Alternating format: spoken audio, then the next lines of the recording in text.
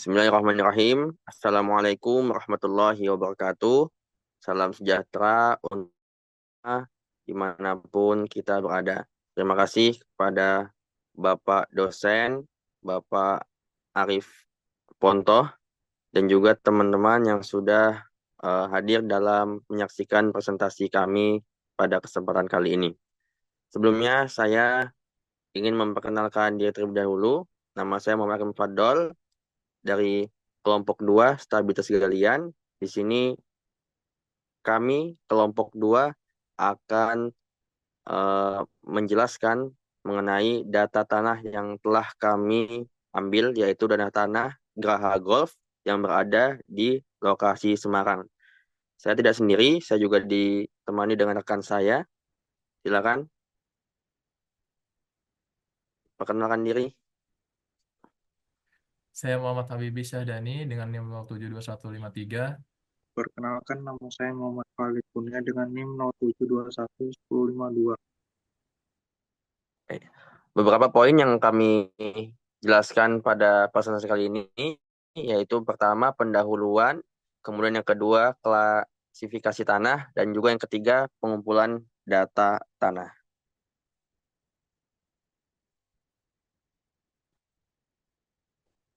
Baik, pertama kita masuk ke analisis stabilitas tanah lereng dengan perkuatan sheet pile, yang mana studi kasus kali ini yaitu adalah Gedung Gandhi Memorial Intercontinental School Semarang di Jawa Tengah. Bisa di next. Baik, jadi dalam pekerjaan konstruksi sipil, dinding turap atau sheet pile, struktur direncanakan itu dan dibangun sedemikian rupa sehingga mampu menahan tekanan lateral atau tekanan horizontal pada lahan miring atau terjal yang disebut juga dengan tiang pancang. Nah, tiang pancang ini yang diharapkan dapat mengurangi terjadinya bahaya seperti keruntuhan atau tanah longsor pada galian atau timbunan. Next. Nah, kita lanjut ke sheet pile. Jadi sheet pile ini merupakan struktur tiang yang dibangun untuk menahan tekanan tanah horizontal atau lateral, dan biasanya tiang pancang ini juga diklasifikasikan sebagai dinding penahan tanah jenis lain. Jadi perbedaan utama tiang pancang dan dinding penahan ini adalah tiang pancang lebih disukai dalam keadaan di mana pengeringan tidak diperlukan, ya, seperti kai, beton, dan baja. Nah, ini adalah material tiang pancang bangunan yang paling umum. Next. Lanjut, yang kedua ada stabilitas lereng. Nah, stabilitas lereng ini juga penting karena ia untuk penggalian tanah serta penyimpanan tanah, batuan, dan juga mineral. Jadi lereng berpotensi mengalami longsor jika gaya gravitasi yang diberikan cukup besar. Kemudian untuk selanjutnya, Selanjutnya, untuk klasifikasi tanah, tujuan dari klasifikasi tanah ini untuk mengidentifikasi kesesuaian aplikasi tertentu, mentransfer informasi tentang kondisi tanah dari suatu wilayah ke wilayah lain dalam bentuk fakta mendasar seperti karakteristik kompresi, kekebalan tanah, kerapatan curah, dan lainnya. Next. Untuk selanjutnya, ini ada data sondir, dapat dilihat dari data hasil sondir maupun klasifikasinya.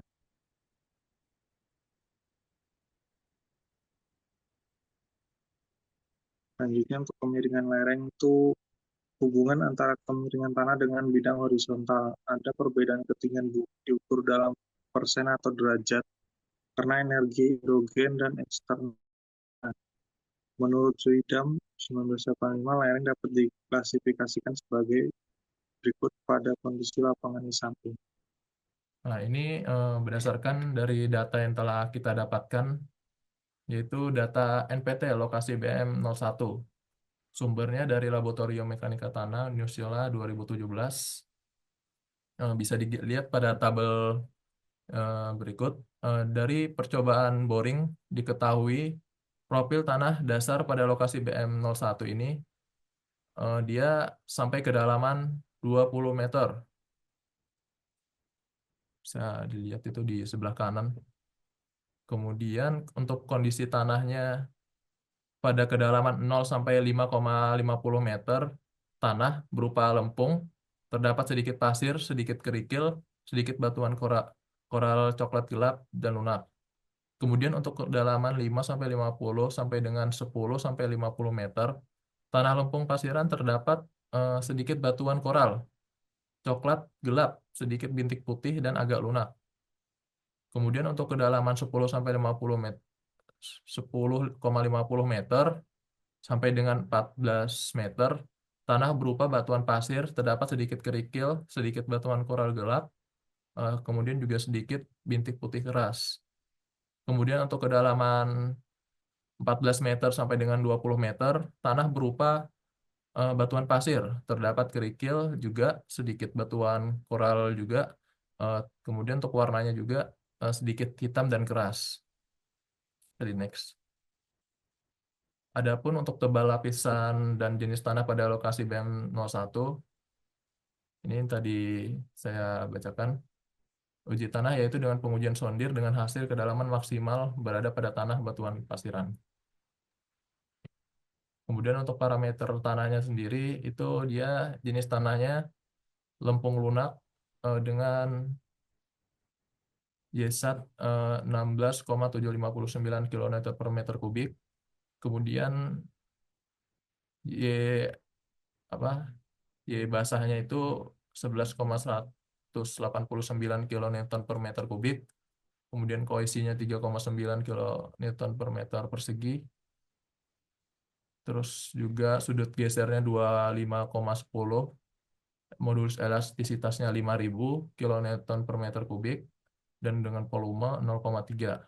Kemudian untuk jenis tanah yang kedua, lempung pasir agak lunak, dengan YSAT-nya 18,112, YJLA-nya ada 11,170, koesinya 9,12, sudut gesernya 16,94, modulus elastisitasnya 15.000 kilonewton per meter kubik dengan volume 0,3. Kemudian yang ketiga, jenis tanah batuan pasir keras dengan YSAT 17,455 kilonewton per meter kubik. Kemudian dengan Y basahnya itu 13,278, koesinya 5,69, terus sudut gesernya 23,99, modulus elastisitasnya 60.000 dengan volume 0,35. Selanjutnya yang terakhir yaitu 4 pada kedalaman berapa tadi, 14 meter sampai 20 meter ya, yang merupakan batuan pasir keras, itu dengan YSAT 15,984 kN per meter kubik, Y basahnya 11,3556 kN per kubik, koesinya 30 Newton per meter persegi, sudut gesernya 21,72, serta modulus elastisitasnya 60.000 dan juga untuk volumenya 0,35. Sumber tersebut berdasarkan Laboratorium Mekanika Tanah Unisula 2017. Oke, saya kembalikan ke moderator. Baik, terima kasih atas segala perhatiannya. Semoga apa yang kami sampaikan ini dapat bermanfaat untuk kita semua. Amin ya rabbal alamin. Sekian dari kelompok 2, stabilitas galian tanah. Assalamualaikum warahmatullahi wabarakatuh.